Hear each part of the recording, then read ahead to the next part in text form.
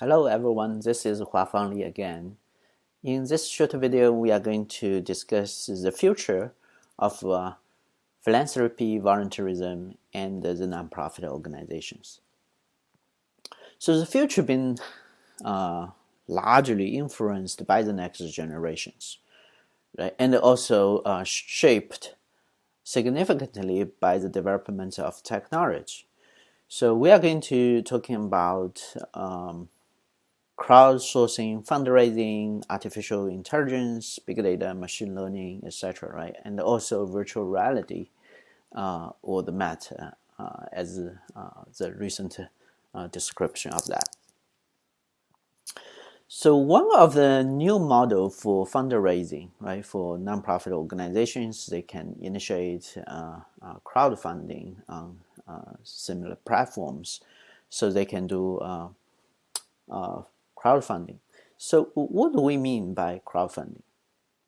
Basically, it's an innovative and flexible instrument for financing that can be used in many different facets, regardless of the respective organizational purpose. So it combines four critical components. First, you need to have the project, the crowdfunding project. Then you need to have the authors of the project, and you need to find a portal, and then you need to launch the campaign. So then the four factors or four reasons will lead to either the success of the crowdfunding or the failure of it. The first one is as a result of the specialization of jobs. Now private individuals are interested in contributing to production in their spare time, so they wanted to do something different, or they are willing to share their knowledge, etc., right? Then the division of an overwhelming task will be divided into small enough chunks, so that the process makes it easy, feasible, and also fun. And then increasing the accessibility of information, thanks to the internet, of course, in the emergence of online communities in which the online population is organized. Now, the development of information technology nowadays allows for communication between amateurs and professionals in a timely way. So these are the factors or the reasons will lead to the success of crowdfunding. Now, of course, we know crowdfunding have many advantages, right? It provides the opportunity to solve a shortage of financial resources. It provides funding and support for unusual, right, and innovative projects, because the traditional financial resources, banks, etc., they may not be interested in that. But on a crowdfunding platform, you can easily get the financial resources that you need. Or not exactly easily, but you get a chance, right? And you receive timely feedback from your audience, and also attract the collaborations from other professionals that can move the project forward. But of course, right, so this crowdfunding also has its disadvantages. It's risky because it may be easily being copied by the others. And the financing of new businesses, right? Regardless of how innovative this charitable nonprofit project is, a very large chance it will fail. And also, you can say investors will influence the author's decision of the crowdfunding campaign, or maybe the donors will have a large say because they can now give you direct feedback and they influence your decision along the way.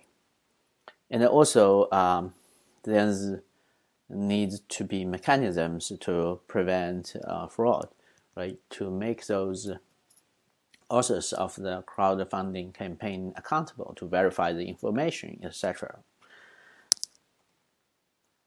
So basically, crowdfunding models can be divided into two parts. One is for benefit, the other is nonprofit, right? So The for-profit one, we usually say this is investment, right? So it's basically you consider this as invest. You lend the money to the campaign. It's equity based, and you receive royalty when you get the project. You either receive the product, or you receive some kind of service or whatever, right? And on the other hand, it's donation based. Right? It's not considered as an investment. It's considered as a donation, right? So it's a reward based system. It's different from equity based. So then you may wonder, how can we motivate donors for crowdfunding? Now, first, you need to realize some donors, they want to be part of something bigger than themselves, right? So the key is to provide them the opportunity, right? Give them the information and make them realize this is something bigger. Then they possibly will participate. And also we need to realize people care about and believe in the people running the campaign and want to support them. So the leadership, the authors, or the team of the crowdfunding campaign is very crucial. Okay, and also the purpose, right? People donate because they were motivated by certain social causes. So they believed in the campaign goals and wanted to help move these goals forward. So that's how you can motivate them as well. And also, they want a reward in exchange for their contribution, not exactly monetary reward, right? So because we talked about different motives of donors, they may be motivated by a recognition, for instance, right?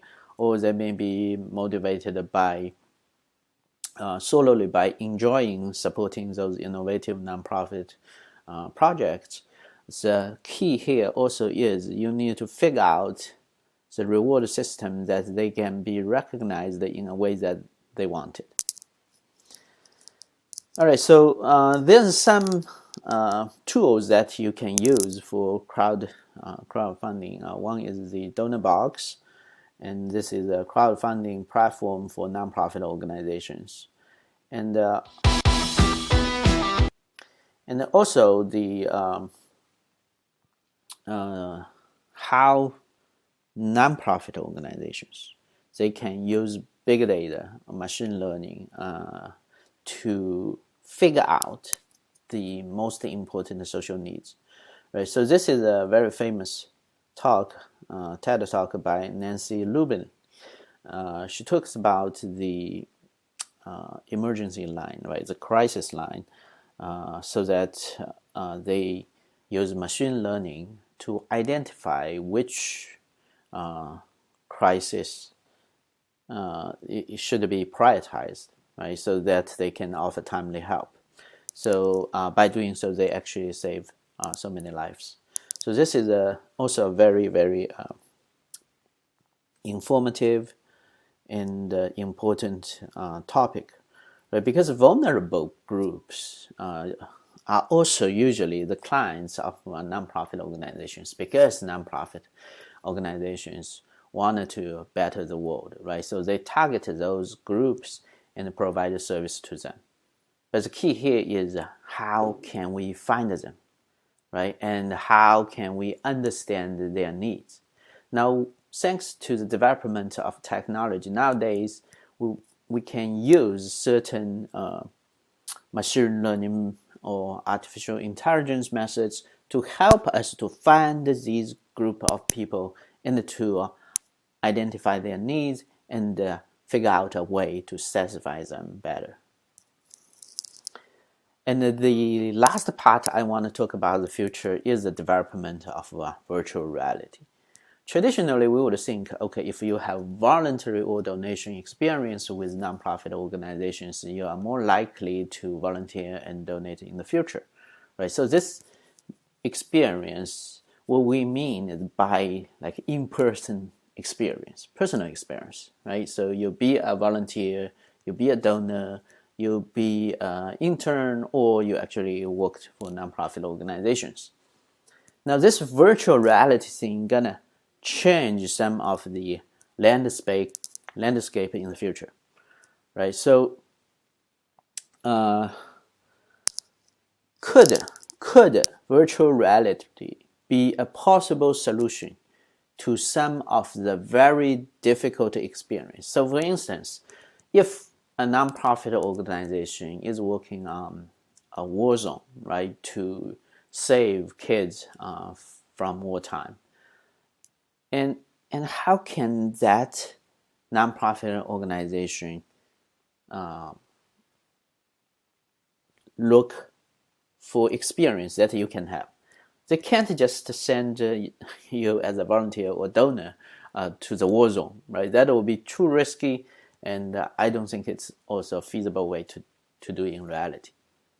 However, through virtual reality, right? So you can experience the war zone experience, right? Like hiding, listening to the bombs, or actually see in virtual reality, actually see the people that you want to help, right? Or most tragic way, you experience the death through virtual reality. So that gives you the direct experience, though it's virtual, but still some sort of reality was embedded there. So that gives you a very unique experience, and that might also boost your giving intentions and the actual amount of your donations, right? So the previous research has shown that virtual reality can increase emotion, social presence, immersion, empathy, and identification with the avatar, right? So you can create an avatar in the Met universe or in virtual reality platforms. All right, so the question here really is, can allowing donors to see the potential impact of their donation actually increase their giving, right? So that area needs to be developed in the future, because not so many nonprofit organizations can actually afford virtual reality equipment, etc., right? And also virtual reality, to scale it may be also a little bit difficult, but still this is developing, right? This is the ongoing process, and we need to look into it. All right, some of the possible next steps is, does virtual reality attract more people to interact with nonprofits, right? Do the tendencies we found generalize to field studies, right? So can we generalize whatever we find through the virtual reality experience to be transferred or generalized into the real world experience? And the virtual reality experience actually result in more regular donors, and what the demographics benefit the most from this experience, right? So virtual reality is virtual reality experience the same across different racial ethnic groups or social economic status, right? So these are the questions we can ask, and we try to find a way to know the results. Okay. All right. So as we said, this is the future. So I don't have a definite answer to provide you. Okay, this is absolute the future direction. It's just my thoughts. I think these areas we need to devote more scholarly attention, as well as more practice, so that we can explore the potential of different techniques, right? And so that they can help nonprofit organizations to help them social causes, and then make the world a better place. So the future is open. It's all up to you. So what are your thoughts? All right. Thank you very much. That will be all for this short video.